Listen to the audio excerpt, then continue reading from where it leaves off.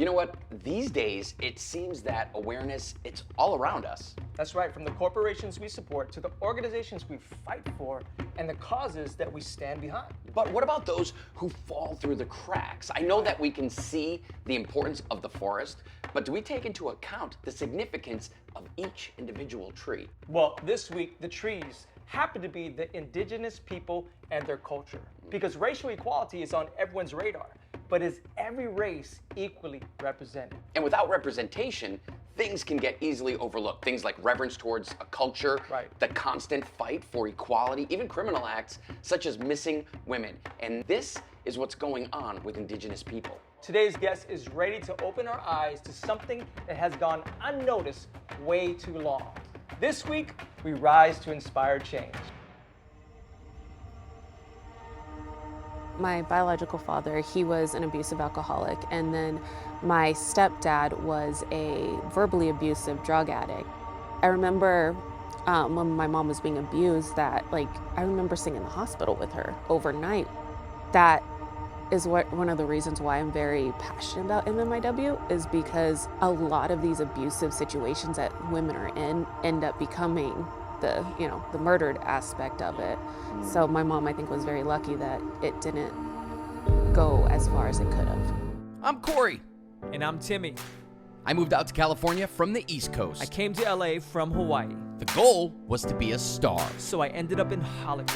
For 15 years, I warmed up crowds on American Idol, Dancing with the Stars, and even spent the last decade touring the world as a DJ. I started as a dancer and performed for artists like Aaliyah, Missy Elliott, and Will Smith. I then authored 3 books and became a pastor. But through it all, something was missing. I felt this desire to be a part of something real, A movement that would change communities, to tell stories of strength built on people's passions. driven by their courage and giving the world hope. So we've come together to celebrate unsung heroes from around the world. This is the Rise Effect.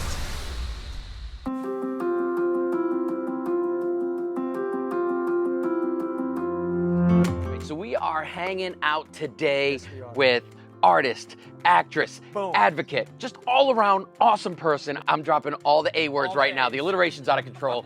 CARA JADE Myers, thanks for joining us. Thank you for having me. Of course, of course. Get us to the meat of who CARA JADE Myers is. Where did you begin? Where was your family life? What was that like growing up for you? Take us way back in time. Yeah, way back in time, I was born in Phoenix, Arizona at the IHS, and I was born on Labor Day, so my mom did not find the humor in that, but everyone else did. And then I grew up in Prescott Valley, Arizona, mostly. I did have a couple years on the Navajo reservation, which was awesome. It was definitely culture shock. My mom's a teacher, so she got a job up there.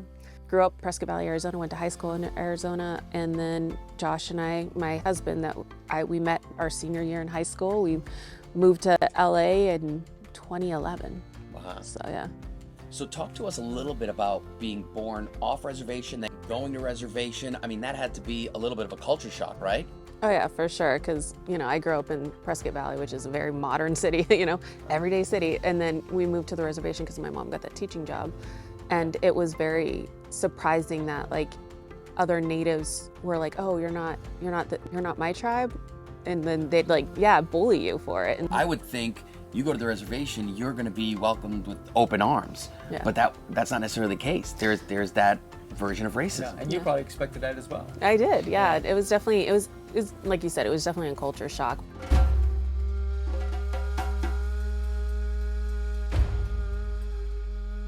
Well, growing up, my biological father was an abusive alcoholic, and then my stepfather was addicted to drugs and was verbally abusive. So I think that definitely, seeing my mom go through that stuff definitely helped me realize I never want to experience that, and I don't want anyone else to experience that. I think that is one of the reasons why I'm very passionate about MMIW, is because a lot of these abusive situations that women are in end up becoming the murdered aspect of it.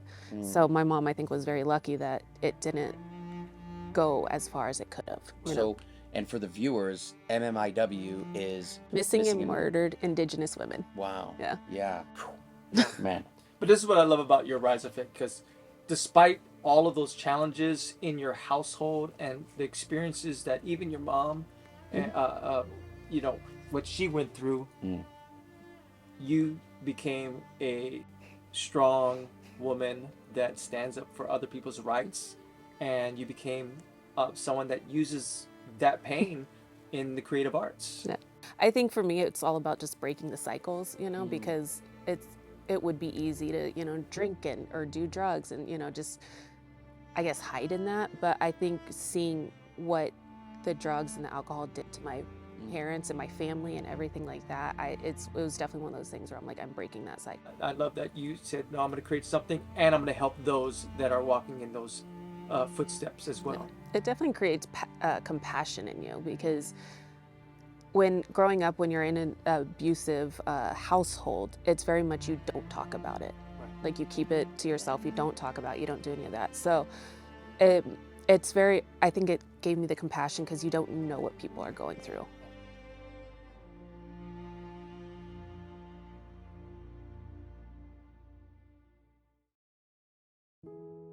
So you found another way, which is amazing, and you did it through the arts, which I think is incredible. Yeah. And that's, I mean, obviously it speaks to the two of us.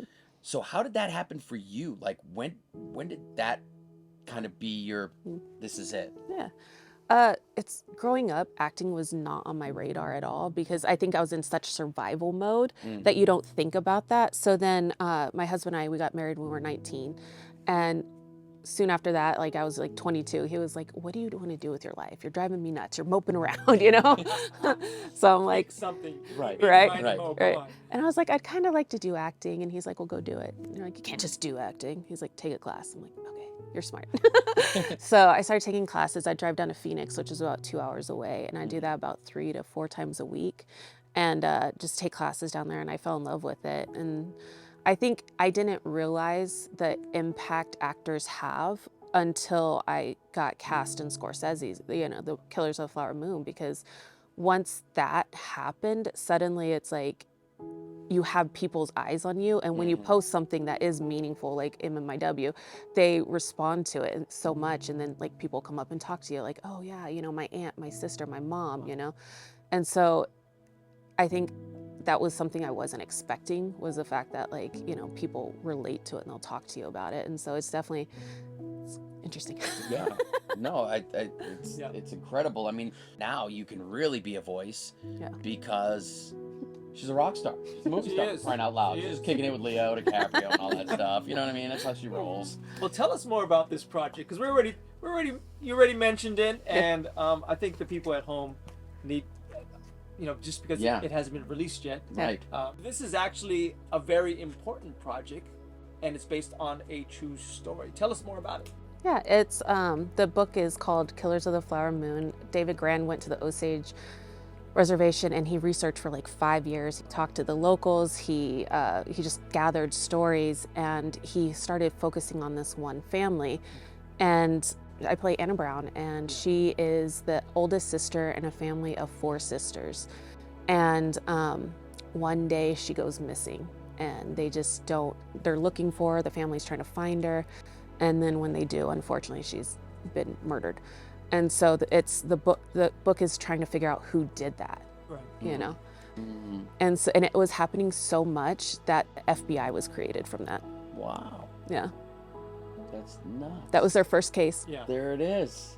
Boom. I'm learning so much. Wow. You. All right. Yeah, there's a history lesson right there. It's crazy that this is a true story. It's crazy that we're sitting here with you and, you know, just your heart being so closely knit to what that role was. It doesn't often happen like that in this industry. So that's kudos to you. And it's definitely something that is close to my heart, because it's just, I've seen what abuse can do to, you know, people, and how easily that can become too far. And then you see the, I guess, the generational trauma. And I think that's why a lot of, you know, natives turn to alcohol, turn to drugs. They don't dig themselves out of the hole. And I think that was also part of the reason I was like, I want to do something big. I want to do something more.